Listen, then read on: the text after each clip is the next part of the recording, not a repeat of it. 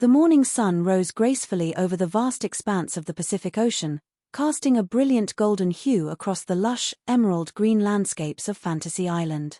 The air was crisp, filled with the sweet fragrance of tropical blossoms and the gentle, rhythmic sound of waves lapping against the white sandy shores. Standing on the high balcony of the main pavilion, overlooking the grand arrival courtyard, was Mr. Rourke, the enigmatic and sophisticated host of this extraordinary paradise. He stood tall in his immaculate white suit, a picture of absolute calm and benevolence. Beside him stood his loyal and energetic assistant, Lawrence, who was meticulously checking the guest list for the day. Mr. Rourke turned his gaze toward the harbor where the seaplane had just touched down, bringing a new group of souls searching for answers, healing, and the fulfillment of their deepest desires. With a warm, characteristic smile, Mr. Rourke looked down at his short companion and spoke with an upbeat tone, noting that it was a beautiful morning to begin their work, reminding Lawrence to greet everyone with a smile because smiles were the universal currency of hope on this island. Lawrence adjusted his jacket, his face lighting up with excitement as he noticed a striking figure stepping off the plane.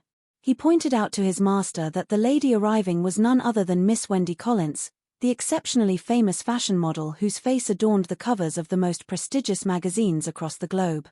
Mr. Rourke nodded slowly, his eyes reflecting a deep sense of understanding and compassion.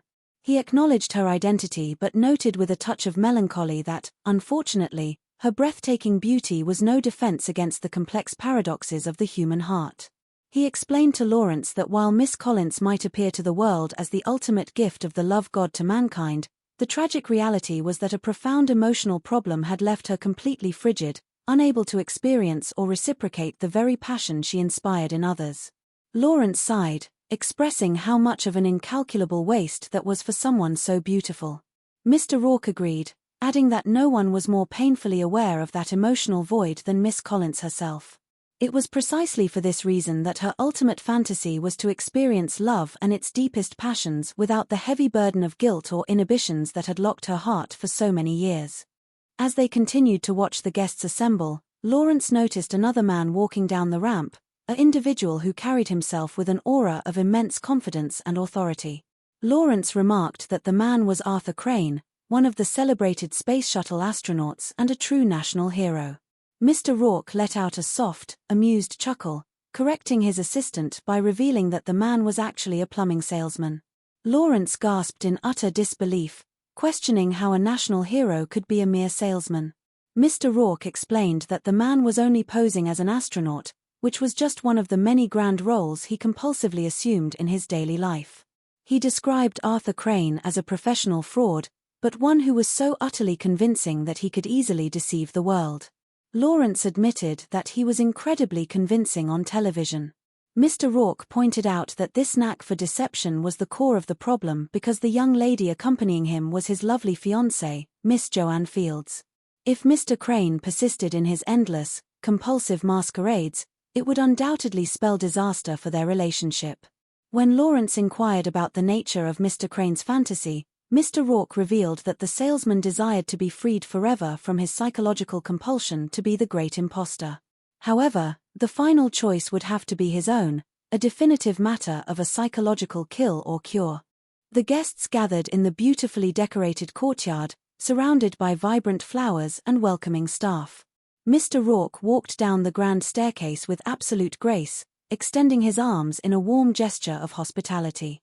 He addressed the crowd, introducing himself as Mr. Rourke, their host, and officially welcomed them all to Fantasy Island, a place where dreams materialized and reality reshaped itself to heal the human spirit.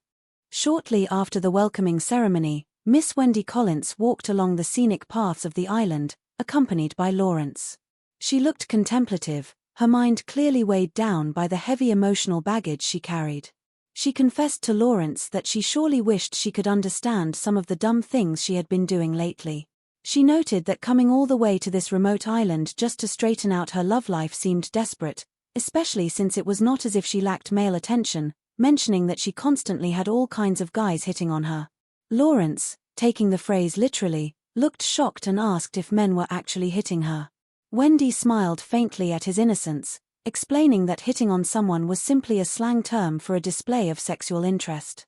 She sighed, admitting that holding on to any of those guys was the real problem. Mr. Rourke joined them on the path, greeting her warmly. He observed that she had never been very interested in permanent relationships, a fact that Wendy readily admitted. She explained that she had lived her life keeping everyone at a distance until Jeff Barkley came into her life. When she realized she was falling for him, she completely panicked, saying all kinds of lousy things to him and ultimately driving him away.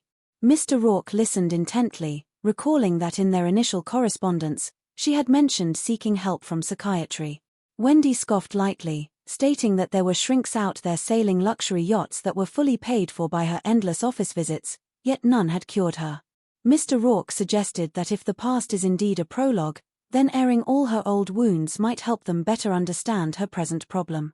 Wendy stopped walking, looking at Mr. Rourke with pleading eyes, stating that there was only one thing he truly needed to understand, which was that a wonderful, terrific man had fallen in love with her, and she desperately needed help to learn how to love him back. She asked if that was too much to ask of the island. Mr. Rourke replied wisely, stating that when she saw Mr. Barkley, that would be a question that must be answered directly between the two of them. Wendy gasped, realizing the implication, and asked if Jeff was actually on the island. Mr. Rourke smiled, explaining that as part of her fantasy, he had made special arrangements with Dream Vacations magazine to do a promotional photographic layout of the island for its next issue, and he had specifically arranged for Mr. Barkley to be the photographer. Lawrence chimed in with enthusiasm, noting that it would certainly upgrade the layout's importance considerably if a model of Miss Collins's world-renowned stature were to be involved in the shoot. Mr. Rourke playfully commended Lawrence for the excellent idea, wondering aloud why he had not thought of that himself. Wendy admitted it sounded terrific but expressed nervousness about how Jeff would react to her sudden appearance. Mr. Rourke instructed her to join him at the Twin Falls in half an hour by following the nearby lane, where they would find out the answer together. Meanwhile, in another beautiful sector of the island, Mr. Rourke and Lawrence approached Arthur Crane, who was dressed impeccably and exuding a high society charm. Mr. Rourke greeted him, hoping they were not disturbing anything. Arthur welcomed them warmly, inviting them to come on up. Lawrence looked at him intently, admitting that he barely recognized him without his famous space helmet. Arthur laughed, asking if Lawrence had seen him on television as the astronaut. Lawrence confirmed that he had, and had also seen him in various newspapers and magazines portraying an artist, an author, and even a rock star. Arthur smiled reminiscently, stating that he really had fun with the rock star persona.